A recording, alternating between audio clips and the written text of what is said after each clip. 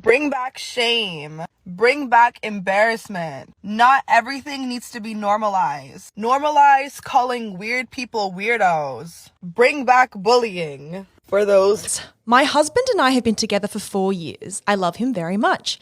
Even now that I want a divorce, I still love him.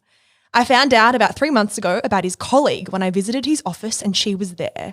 Apparently, they've been working together for 5 years and are very good friends, and yet I'd never heard about her before.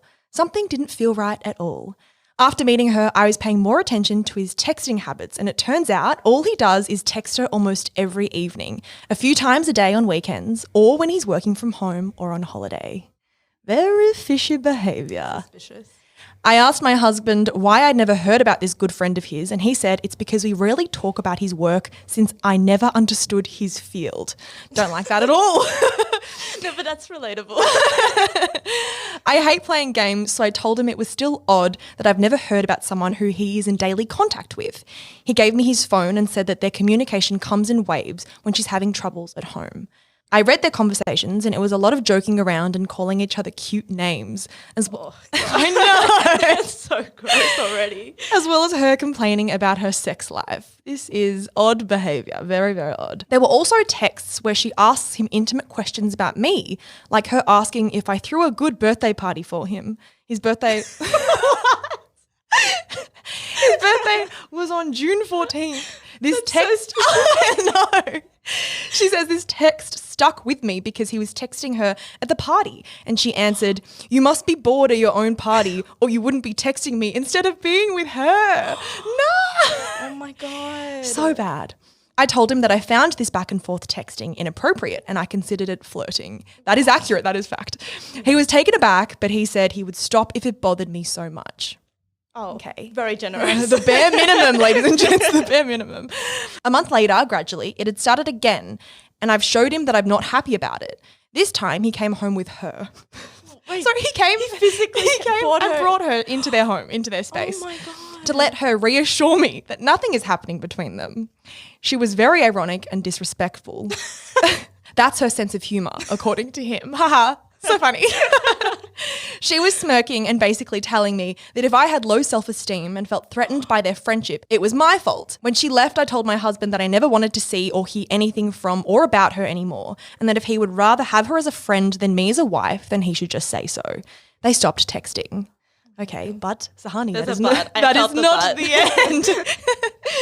We had a 3-week long vacation in Santorini. She texted him 2 or 3 times a day. He would answer her at the end of the day when I was in the shower. Sneaky behaviour. When I asked him why they were texting again, he said she had marriage problems.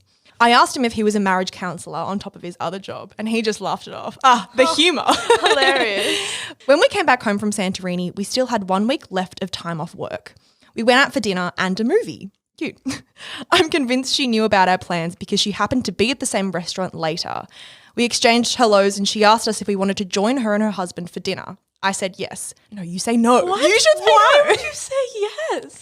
She was very pleasant, apparently, and asked about our holiday, touching my husband in a friendly way. Oh my God. I can imagine being like, how was your holiday? No.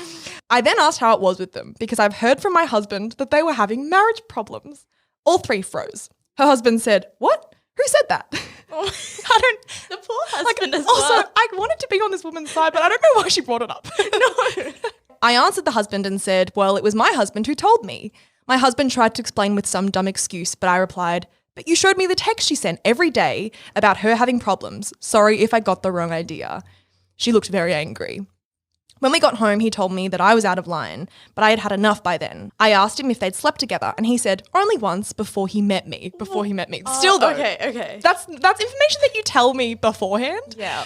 I told him that I wanted a divorce because I'm thinking they're having an affair, at least an emotional one. He denied it and called me silly for wanting a divorce.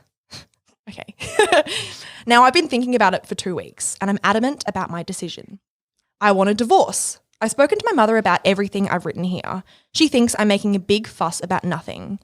My in-laws No. No! You're supposed to be on her side. I know. Also, always trust your gut. And this girl feels like, it seems like she really knows what she wants, and that's a divorce, and that's so fine. My in-laws have heard about me asking for a divorce from my husband, and they also think I'm making a big fuss. I haven't told anyone else because I'm not prepared to hear how immature and rushed my decision is. He's tried to talk about compromise, that he will stop being her friend, but he said that he would stop being her friend and stop texting her, yet he keeps texting her. Several times. Yeah.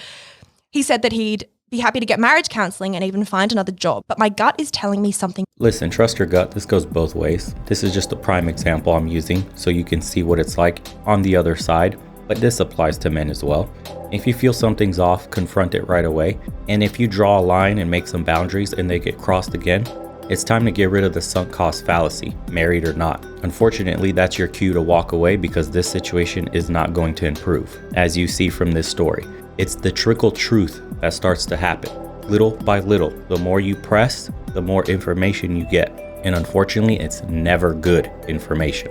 Cut your losses. Is very, very off, and that marriage shouldn't be this hard, especially this early. Trust your gut. Trust your gut. I back this girl, even though initially I was like, why would you bring up the marriage problems with this woman and her husband? Yeah, that's so strange. But also I understand that she was probably, as she said, had enough. She was over it, just wanted to. She had a reason for bringing it up. She said yes to the dinner date because she wanted to make a scene and let everybody know how she was feeling. That was all done on purpose. These girls are acting like they don't understand why she would say yes. They know exactly why. She wanted to bring it up in front of everybody, gauge everybody's reactions, and then get some more information, trickle truth, which she did. They happened to be sleeping together before you met. How are you?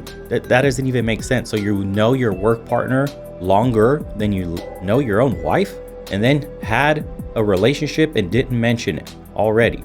Suspect. If you're a man on the other end and dealing with something similar like this, or she's hanging around guys, has guy friends, or a work husband, start thinking about cutting your losses. She belongs to the streets. Nah, leave him. Yeah, Dump too his many ass. chances. Too many chances. That's your sage piece of advice. Dump him. Yeah, just dump his ass. Maybe it's just me, but I feel like as a man, if a woman asks you to do some shit, the only replies you should have is yes or yes, ma'am. Like, the fuck are you talking about? Like, the fuck you mean no? Huh? Did you just call me a bitch? What? Perfect example of why Passport Bros is exploding. They're getting their cues of femininity from what they see on reality TV, on Instagram, on their stories, on social media in general. That's telling them to be masculine, to cause problems, drama, be aggressive, act like you deserve the world, and you don't think men are gonna look at you and go, I'm good, man. I'd rather be with myself or check out to a whole nother country. This is not an accident. This is simply a response to the quality of women and men in the West taking their value somewhere else where it's actually appreciated. They say they don't need a man. Because we're independent as hell. If a man has friends, doesn't want kids, hires a maid and hires a prostitute, why would a man need a woman? Shit. He can learn one or thing, two or three. Well,